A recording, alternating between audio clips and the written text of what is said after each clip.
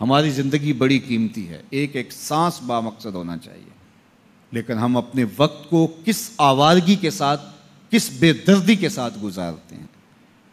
حضرت امام شافعی کہتے ہیں کہ میں نے فقیروں سے دو باتیں بڑی پتے کی سنی اور انہوں نے مجھے بڑا نفع دیا۔ یہ بہت بڑے بزرگ ہونے کے باوجود، اتنے بڑے عالم اور فقیہ ہونے کے باوجود یہ درویشوں کی صحبت میں جا کے بیٹھتے تھے۔ حضرت امام احمد بن حنبل کو کسی نے دیکھا کہ حضرت بشر حافی کے پیچھے دوڑ رہے ہیں، تو کسی نے کہا اتنے بڑے امام ہو اور اتنے بڑے فقیہ ہو، اس فقیر سے کیا ڈھونڈتے ہو، بشر حافی سے کیا تلاش کرتے ہو؟ تو حضرت امام احمد بن حنبل نے کہا کہ احمد بن حنبل جس رب کو مانتا ہے، بشر حافی اس رب کو جانتا بھی ہے۔ تو فقیروں کی باتیں بڑی پتے کی ہوتی ہیں، تو کہتے ہیں کہ فقیروں کی دو باتوں نے، امام شافعی بولے، کہ مجھے بڑا فائدہ دیا۔ ایک تو یہ الوقت سیف قاطع، وقت کاٹ دینے والی تلوار ہے، اگر وقت کو تم کاٹو گے تو ٹھیک، ورنہ وقت تمہیں کاٹ دے گا۔ اب تمہاری مرضی ہے کہ وقت کے گھوڑے پہ تم سوار ہو کے اپنی مرضی سے وقت کو چلاؤ، یا پھر تم وقت کے رحم و کرم پہ ہو اور اس کی موجیں تمہیں جس سمت چاہیں بہا لے جائیں۔ اب تمہارا اختیار ہے کہ تم اپنا وقت کیسے گزارتے ہو۔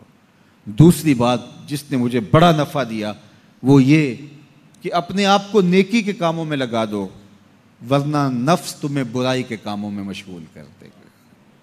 اپنے ارد گرد تانا بانا ایسا بن لو، اپنے حالات ایسے بنا لو، اپنی دوستیاں ایسی وضع کر لو کہ تم نیکی کے ماحول میں رہو، ورنہ شیطان برائی کے اندر مبتلا کرنے میں دیر نہیں کرے گا اور نفس تمہیں جو ہے وہ شر میں مبتلا کر دے گا۔ تو فرمایا کہ کسی شخص کے اسلام کا حسن یہ ہے کہ وہ بے مقصد کاموں کو چھوڑ دے۔ ہم تو بعض اوقات بیٹھتے ہیں تو گھنٹوں بے مقصد بیٹھے رہتے ہیں اور قیمتی سے قیمتی وقت ضائع کرتے ہیں۔ حضرت اویس کرنی رضی اللہ تعالیٰ عنہ کو حضرت عمر رضی اللہ تعالیٰ عنہ اور حضرت علی المرتضیٰ رضی اللہ تعالیٰ عنہ ملنے گئے، حضور کا سلام دیا، حضور کا پیغام دیا، اللہ اکبر۔ تو ویسے کرنی تو تڑپ گئے نا، چشمان سے آنسو ہیں اور بار بار پوچھتی ہیں میرے حضور کے لبوں پہ میرا نام کیسے آیا تھا۔ حضور نے کہا تھا نا کوئی اویس بن عامر کو ملے اور میرا سلام دے اور اس سے کہے کہ میری امت کی بخشش کی دعا کرے، اللہ اکبر۔